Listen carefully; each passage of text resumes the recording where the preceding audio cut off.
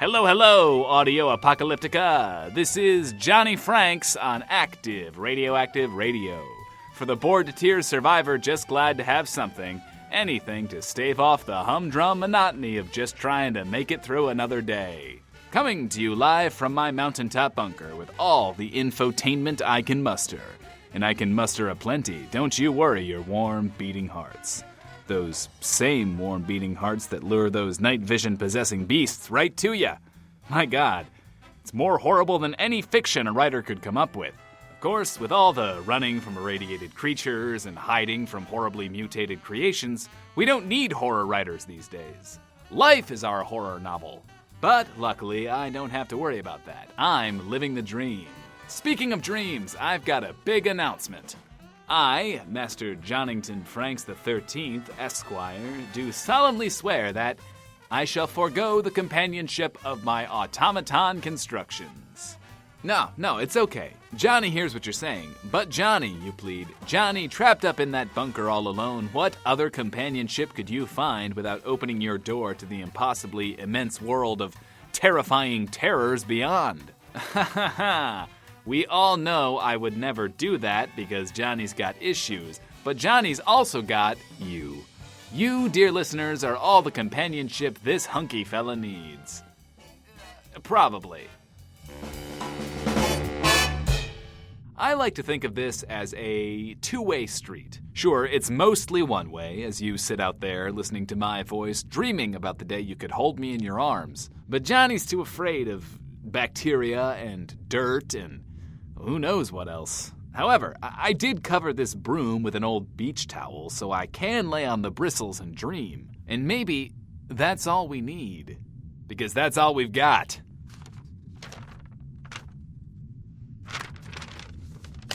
Alright, folks, you gotta check this out. Way out east of the old 15, where the cracked, decaying ground rises up to meet the smog-encrusted sky, is Allison's Auction House. I'm sure many of you have admired it from afar, because really, who has the cash to frequent such a fine, upstanding establishment? Miss Allison's built quite the reputation for having the cure for whatever ails ya, be that refined petrol, fresh cootie meat, or a couple snifters of Zoomalong, that home-brewed caffeinated brandy to help keep you awake when you're protecting your last can of Kitte Elegante. You know there's probably something out there trying to get it, and you're tired, but you need to calm your nerves, but you're so sleepy, but you can't stop trembling. Now, maybe you can't afford her prices, but you know all are welcome and everyone has the right to try, as long as you respect the rules. But some miserable miscreants didn't seem to understand the meaning of that moldy cheese you wanted was just sold to the guy wearing a belt and nothing else. So a fight broke out. And we all know Allison's NWAE rule, no weapons allowed ever. So these dipshits zapped the poor naked fella with a couple of handheld stunners, which they had cleverly concealed. They beat a hasty retreat, but they forgot that Allison has no problem handing out some wasteland justice. And so the irradiated dusts of the wastes were watered with the blood of said miscreants. In fact, I heard a couple of snakers carted away the blood-soaked dirt, probably to plant a few tuber roots at camp. And so the peace was restored, the viscera mopped up, and those idiots' weapons and gear were the first things auctioned off when business resumed. I hear Allison even autographed them. If you can obtain one for your dear friend Johnny, send it my way. I will pay handsomely. I'm a big fan. I'm sure you're a fan of hers too, if you know what's good for you.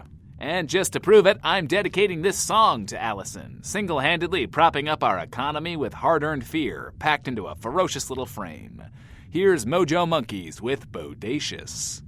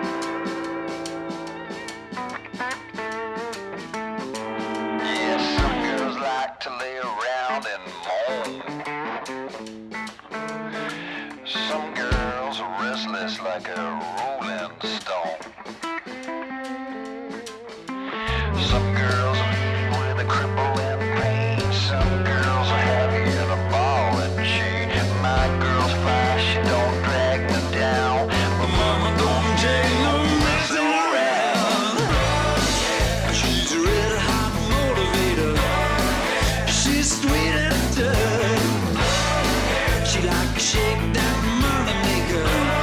She's more than just. She's a red hot motivator. She's sweet and tough. She like to shake that money maker. She's more than just. Yeah, she's more than just. She's more than just. She's more than just. I'm more than just.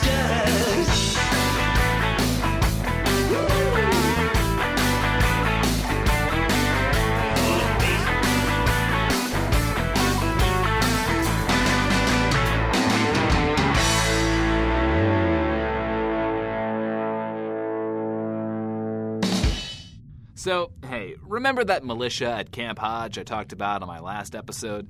Seems they're starting to get their shit together. Only maybe not. Look, I'm just gonna play their ad, you be the judge. Citizens of the Wastes, this is Lieutenant Lucy of the LT here to let you know we've taken Camp Hodge. Our recruitment drive is in full swing and we need you to help keep the citizenry safe. No experience with combat firearms or military training? Not to worry. We will train you, get you the experience you need, and send you out with a squad to protect what's ours. And just what is ours? Life, liberty, and the pursuit of our happiness. The goddamn right of every citizen of the Wastes. No longer will lawlessness rule the land. No longer will might make right. Our might is here to put an end to that, and do what's right. If you're tired of barely scraping by, if you're tired of being weak, robbed, pushed around and seeing your friends murdered, the LT are the ones for you. Now, there may be some of you who think you can't serve. I'm here to tell you that's just not true. We need medics and cooks and friendly faces to greet new recruits. And truly, any of you can pull a trigger. It's not that hard. See? I just did it. Remember, there's a lot of scary shit out there, but together we can overcome it.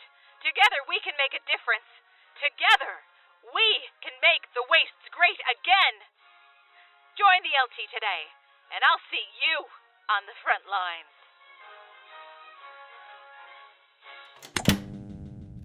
You see what I mean?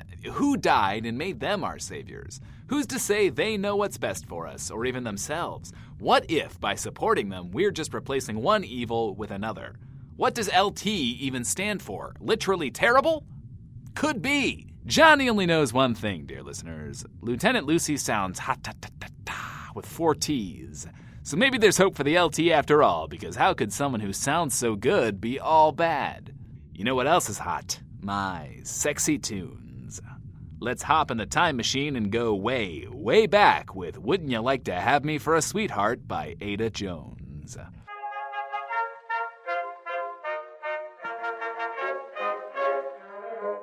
Other girls may treat you spiteful, frightful, others may be cruel and cold. I am neither haughty, neither changeable or naughty, I've a heart as good as gold. Other girls have sweethearts plenty, 20, I wonder what they do. Wouldn't I be happy if I had a proper chappie just to come and woo me too? Wouldn't you like to have me for a sweetheart? Wouldn't you like to have me for a beau? Wouldn't you like to whisper me your secret about as well as any girl you know? Wouldn't you like to meet me in the starlight?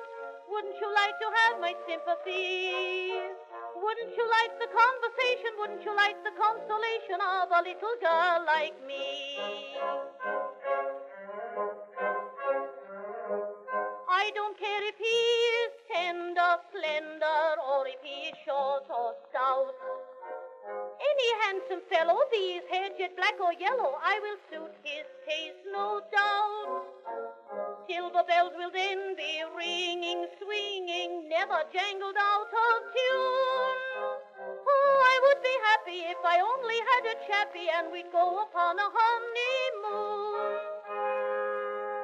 Wouldn't you like to have me for a sweetheart? Wouldn't you like to have me for a beau? Wouldn't you like to whisper me your secret about as well as any girl you know? Wouldn't you like to meet me in the starlight? Wouldn't you like to have my sympathy? Wouldn't you like the conversation? Wouldn't you like the consolation of a little girl like me?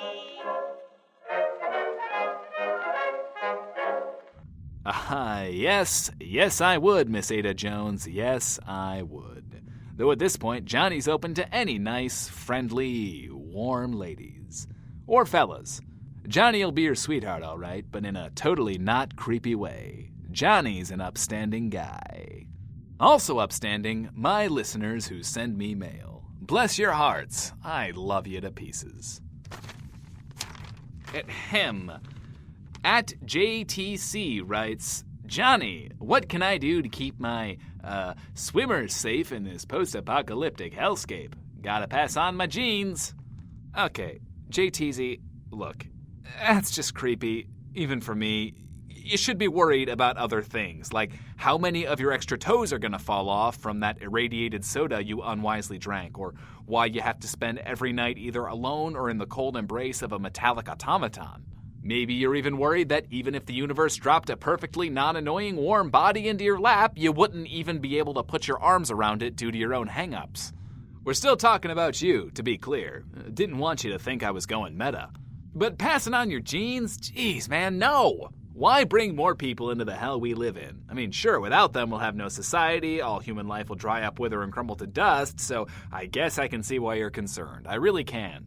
Then again, you already know irradiated life forms can have rather unpredictable results, so who knows what kind of monster you might spawn clawing its way out of its human host. But that's none of Johnny's business. That's between you and your biological reproduction partner or partners of choice. My only suggestion, well, you can always freeball it. Let the breeze blow. It feels nice and keeps your swimmers swimming. And now it's Joe.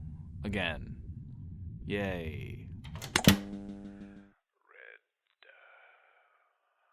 button. There.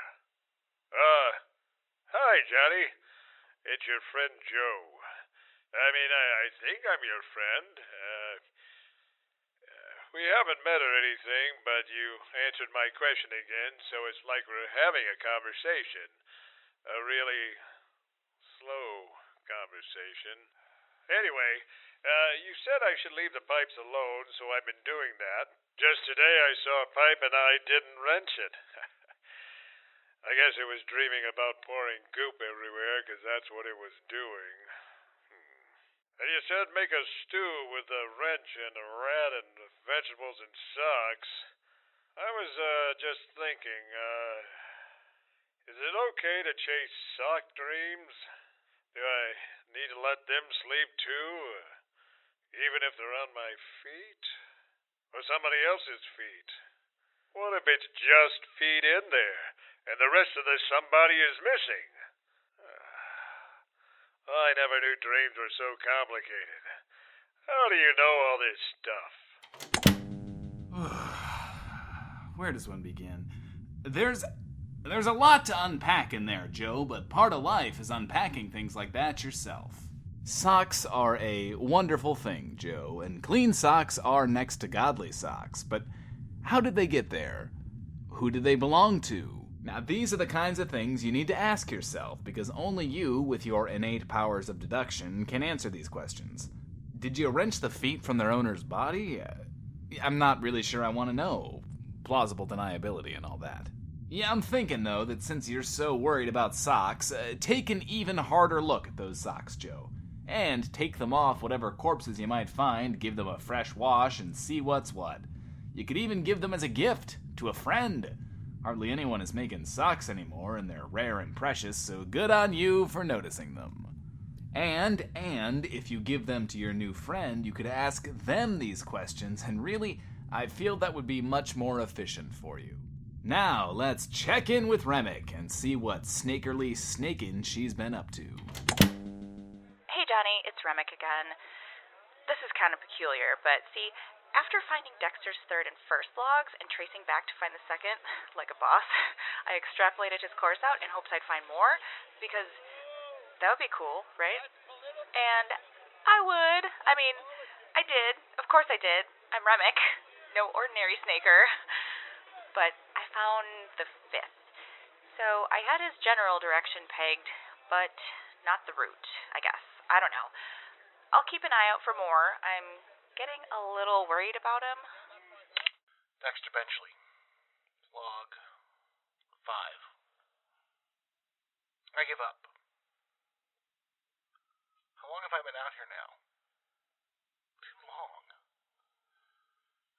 Each day bleeds into the next, and I miss you so much I can't stand it. I look at Henrietta and think about you every day. Some of her hair fell out. But I'm gonna find somebody who can help. Someone out here has to be able to stitch her up, right? I can't return her in the state she's in. I'm gonna get her fixed, somehow. Then, I'm coming home. Okay, so I think you know what I'm saying. And hey, Johnny, listen, it's been quiet, like a little too quiet. It's as quiet as Clanktown can get, which, I admit, is not that quiet. But it's been quiet in the robot sense, and I'm sure you know what I'm talking about, because I know I told you to cut it out with the spying and the threatening and the demanding, but now I haven't seen a sign of them in forever, and it's like, hello, is there a more interesting snaker to spy on somewhere? No, there isn't. That's the answer you're looking for. So, I was wondering what the heck was going on, since I'd been left alone for so long.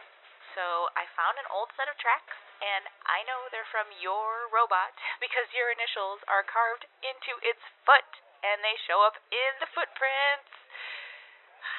It's just way too easy. It's just too easy, Johnny. So anyway, it's going to Camp Hodge. I can only assume doing reconnaissance on that new group that's set up there.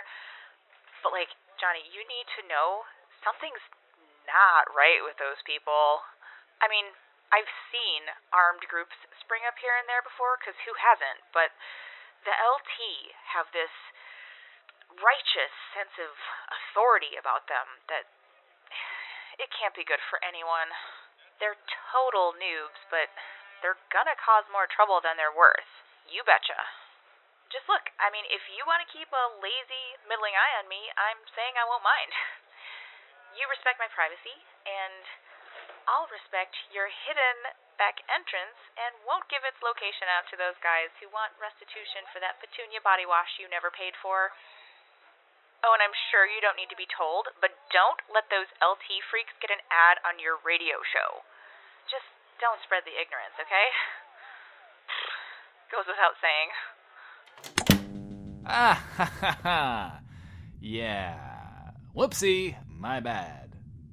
Whatever, Remmick. You don't own Johnny. I can play whatever I want. Well, thanks for the update anyway, Remmick. And Dexter, if you can hear this, I hope things look up for you soon. Hang in there, champ. And hey, if the rest of you want to brighten your own days, why not drop me a line at MountaintopStud on the Twitters or email host@radioactiveradio.com. Be sure to include the words OK to air so that Johnny knows you're not shy about showing your inner selves to the world. But Johnny's not shy about showing his inner self to you, is he? Certainly not. Why? Because he loves you, dear listeners. Until next time, my audio apocalyptica. Keep your socks on your feet, keep your feet on your body, and keep your Johnny Franks.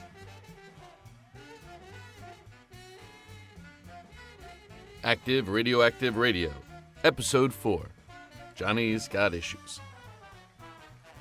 Featuring the voice talents of Jack Culk as Johnny Franks, Melissa Autumn Hearn as Lieutenant Lucy, Philip Weber as Joe, Jesse Moore as Remmick, and Dave Morgan as Dexter. Written and directed by Jeffrey and Susan Bridges. Joe's Question written by Dragon X Blink.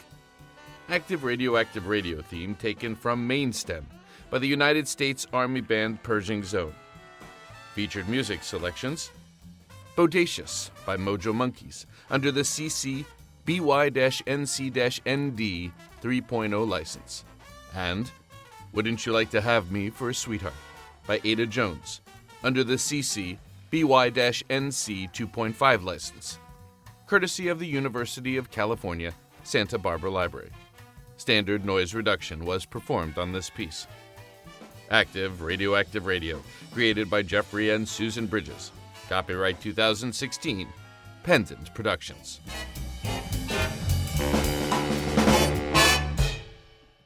For more information, visit pendantaudio.com. Thanks for listening.